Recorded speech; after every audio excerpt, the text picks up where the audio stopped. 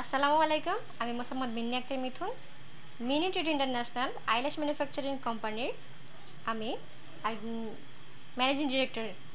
আমাদের Mini Treat International eyelash manufacturing company এই চলতি বছরের 2024 সালে পহেলা জানুয়ারি থেকে চালু হয়েছিল এবং আমাদের এই পথযাত্রা 6 থেকে 7 মাস চলমান ছিল। কিন্তু পরবর্তী সময়ে এই জুলাই মাসে আমাদের যে অর্ডার সেটা বন্ধ হয়ে যাওয়ার কারণ হচ্ছে আমরা অনলাইনে আমাদের যে সাপ্লায়ার আর যে বায়ার ছিল তার সাথে আমরা কন্ট্যাক্ট করতে পারিনি। আমাদের কমিউনিকেশন গ্যাপের কারণে আমাদের যে অর্ডার ছিল, যে নির্দিষ্ট সময়ে আমাদের যেই পরিমাণ পণ্য পাঠাতে হতো সেটা আমরা পাঠাতে পারিনি। এই পাঠাতে না পারার কারণে আমাদের যে যোগাযোগ বিঘ্ন হয়েছে, এই বিঘ্নতার ফলে আমরা নতুন করে অর্ডার নিতেও পারিনি এবং পাঠাতেও পারিনি। যে কারণে আমাদের কোম্পানির সাথে সাথে আমাদের কোম্পানির সাথে সংযুক্ত যে সকল কর্মীরা ছিল তাদের তাদের সাথে সাথে আমাদেরও ব্যাপক ক্ষয়ক্ষতি হয়েছে। যে আমরা যেটা চেয়েছিলাম যে আমাদের কোম্পানির মাধ্যমে আমরা গরিব দুস্থ যারাই আছে ছাত্রছাত্রী সকলকে সাহায্য করতাম, কিন্তু সেটা আমরা করে উঠতে পারিনি। এর মূল এবং প্রধান কারণটা হচ্ছে অনলাইনের আমরা যোগাযোগ করতে পারিনি। ইন্টারনেট সংযোগ যখন বিঘ্ন হয়ে গেল, আমরা যখন একটা কমিউনিটিতে থাকতে পারলাম না, সেক্ষেত্রে আমাদের যে অনলাইনের বিজনেসের ক্ষতি হলো, আমাদের অর্ডার পেলাম না, এটাতে সার্বিকভাবে সবাই আমরা ক্ষতিগ্রস্ত। আমার পরবর্তী পরিকল্পনা হচ্ছে যে আমরা যেহেতু একটা কোম্পানি আমাদের বন্ধ হয়েছে, কথায় আছে আমরা যুদ্ধক্ষেত্রে অস্ত্র জমা দিতে পারি কিন্তু প্রশিক্ষণ না। সেক্ষেত্রে যেহেতু আমরা একবার মাঠে নেমেছিলাম, যেহেতু আমাদের একটা অভিজ্ঞতা হয়ে গেছে যে পরবর্তীতে এরকম সমস্যা হতে পারে, তো তার পরিপ্রেক্ষিতে আমরা চাচ্ছি আমরা নতুন করে অন্য কোনো ব্যবসা বা উদ্যোগ নেব যেটার ফল আমরা নিজেদের পাশাপাশি অন্যের সংসারেও সাহায্য করতে পারবো। বর্তমানে প্রায় ছোটোখাটো আমরা নতুন একটা উদ্যোগ নিয়ে ফেলেছি, যেটা হচ্ছে সৈয়দপুরের আমাদের আঞ্চলিকভাবে সহযোগিতা করার জন্য প্রিয়বাজার.com বা আমরা এইরকম একটা অনলাইন সার্ভিস চালু করেছি, যার মাধ্যমে গৃহস্থালী পণ্য সরাসরি গ্রাহকের বাড়িতে আমরা পাঠিয়ে দিতে পারবো, ডেলিভারি সার্ভিস। এবং এর পাশাপাশি আমরা চাইবো নতুন করে আমরা ইনভেস্টর খুঁজে নিয়ে এসে বাংলাদেশে একটা নতুন কারখানা স্থাপন করা, যার মাধ্যমে শুধু কেন্দ্রিক নয়, আত্মকেন্দ্রিক নয়, বিপুল পরিমাণ জনসংখ্যার আমরা সাহায্য সহযোগিতা করতে পারি। তো এটাই আমার কামনা যে আজ না হোক কাল আমরা সবার সহযোগিতা করার উদ্দেশ্যে নতুন কোনো কিছু বাংলাদেশে নিয়ে আসতে পারবো এবং বাংলাদেশের অর্থনীতিতে অবদান রাখতে পারবো।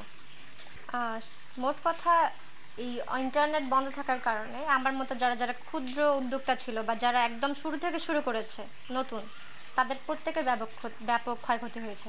কারণ একটা মানুষ যখন নতুন করে কোনো কিছু চেষ্টা করে, এর প্রথমে কিন্তু অনেক প্রতিবন্ধকতা আসে, খুব সহজে কিন্তু আমরা উপরে উঠতে পারি না।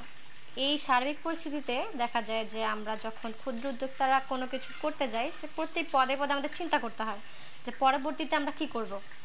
এরই প্রেক্ষিতে যে অনলাইনে বা ইন্টারনেটে যারা যারা ব্যবসা করছে, ইন্টারনেট মাধ্যমটাকে ব্যবহার করে, এই ক্ষেত্রে যারা ফ্রিল্যান্সার হোক বা আমাদের মতো ক্ষুদ্র উদ্যোক্তা যারা দেশের বাইরে যোগাযোগ করে পণ্য কেনা বেচা বা হচ্ছে আর্থিকভাবে লেনদেন করে, আমাদের ব্যাপক ক্ষয়ক্ষতি হচ্ছে। এটার ক্ষেত্রে শুধু আমার একার না, সারা বাংলাদেশে যতগুলো ক্ষুদ্র উদ্যোক্তা আছে এবং যারা প্রক্রিয়ার মধ্যে ছিল, সকলেই ব্যাপকভাবে ক্ষতিগ্রস্ত। তো এর জন্য হচ্ছে এই যারা এর পিছনে দায়ী, যারা এই পরিকল্পনা করেছে, ইচ্ছাকৃতভাবে আমাদের ক্ষতি করেছে, এটা একদম অন্যায়। এটা একদম স্বৈরাচারী একটা কাণ্ড বলা চলে, যে আমাদের ক্ষুদ্র উদ্যোক্তাদেরকে হাত ধরে টেনে নামিয়ে ফেলা হচ্ছে। এটা কখনোই কাম্য নয়। নতুন বাংলাদেশে, স্বাধীন বাংলাদেশে আমাদের ক্ষুদ্র উদ্যোক্তা আমরা যারা আছি, আমাদের সকলের একটা চাওয়া হচ্ছে, আমরা যারা এর পূর্বে কাজ শুরু করেছি আমরা কিন্তু সেভাবে আর্থিক সহযোগিতা পাইনি এবং আমরা বিভিন্ন জায়গায় দেখেছি নতুন উদ্যোক্তাদেরকে সহজে কেউ আর্থিক সহায়তা দিতে চায় না। এর পাশাপাশি তারা অনেক ফ্যাসিলিটি থেকে আমাদের বঞ্চিত করে। সেক্ষেত্রে আমার দাবি থাকবে, আমার মতো যারা যারা নতুন করে উদ্যোগ নিতে চায় বা নতুন কোনো কিছুতে আগ্রহ প্রকাশ করতে চায়, এই ক্ষেত্রে সরকার এই আমাদের ক্ষুদ্র উদ্যোক্তাদের সাহায্য করা উচিত। কেননা একটা মানুষ যখন ক্ষতিগ্রস্ত হয়ে যাবে, তার পাশে দাঁড়ানো সকলের নৈতিক দায়িত্ব। তো এই ক্ষেত্রে বিভিন্ন ব্যাংক, বিমা তাদের হচ্ছে পাশে দাঁড়ানোর আমি দাবি জানাচ্ছি। তারা যদি আমাদেরকে সাহায্য সহযোগিতা করে, নিশ্চয়ই আমাদের মতো আরও যারা ক্ষুদ্র উদ্যোক্তা আছে এই বাংলাদেশটা আরও সুন্দর করে তৈরি করতে অবদান রাখবে। সেক্ষেত্রে সবাইকে সহযোগিতা আহ্বান জানাচ্ছি। তো আমার পড়াশোনার ক্ষেত্রে বলা যায়, আমি একটা ইঞ্জিনিয়ারিং ভার্সিটিতে পড়তাম, সেখানে কম্পিউটার সায়েন্স নিয়ে পড়েছিলাম এবং এই চলতি সময়ে আমি চীনে একটি ভার্সিটিতে অফার লেটার পেয়েছি এবং পরবর্তীতে আমার ইচ্ছা আছে আমি যদি সেখানে চান্স পেয়ে একদম কনফার্ম ভর্তি হয়ে যায়, তো সেক্ষেত্রে আমি সেখানে পড়াশোনার পাশাপাশি বাংলাদেশে বিজনেস করার জন্য বা বাংলাদেশে অবদান রাখার জন্য আমি এখানে বাইরে থেকে ইনভেস্টর খুঁজে আনবো, এবং আমার পড়াশোনাও চলবে, পাশাপাশি আমি বাংলাদেশে যেন অবদান রাখতে পারি আমি সেটাও চিন্তা করব।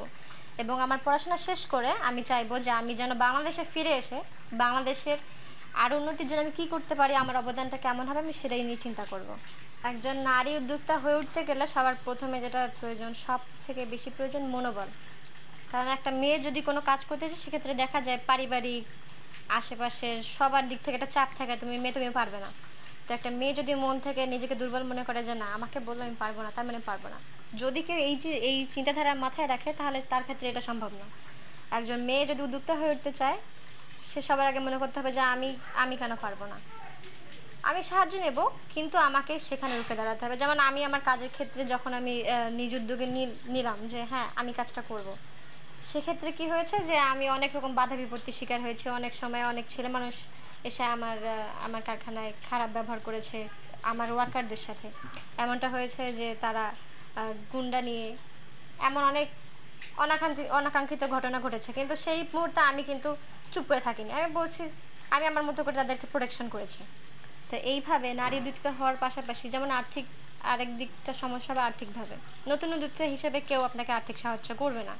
সেক্ষেত্রে আপনি প্রচণ্ড মনোবল নিয়ে এবং পাশাপাশি আর্থিক যে দিকটা সেই দিকটা সামলে নিয়ে আপনাকে উদ্যোক্তা হতে হবে। এবং উদ্যোক্তা হতে গেলে আপনাকে এটা মনে রাখতে হবে আপনার আশেপাশের সবাই কিন্তু সমান না, এই আশেপাশের সবাই কিন্তু চাইবে যে ক্ষতি করার জন্য। তো সেই ক্ষেত্রে নিজের মেন্টালিটি সব থেকে বেশি স্ট্রং রাখতে হবে যে আশেপাশে যাই হোক না কেন আমাকে সামনে যেতে হবে।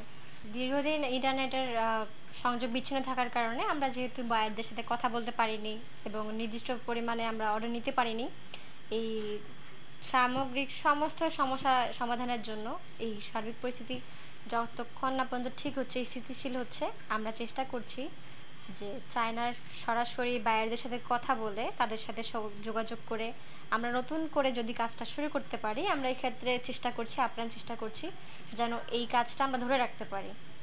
এবং এর পাশাপাশি আমরা চাই যে যারা যারা এই সময়ে ক্ষতিগ্রস্ত হয়েছে তারা যেন একটু ধৈর্য নিয়ে এই সময়টাকে ট্যাকল করে। এই সময় একটু মানসিকভাবে শক্ত থাকতে হবে যে আমরা চেষ্টা করছি এই কাজটাকে নতুন করে নিয়ে আসার জন্য। তো সবাইকে একটু সময় ধৈর্য ধরে থাকতেই হবে।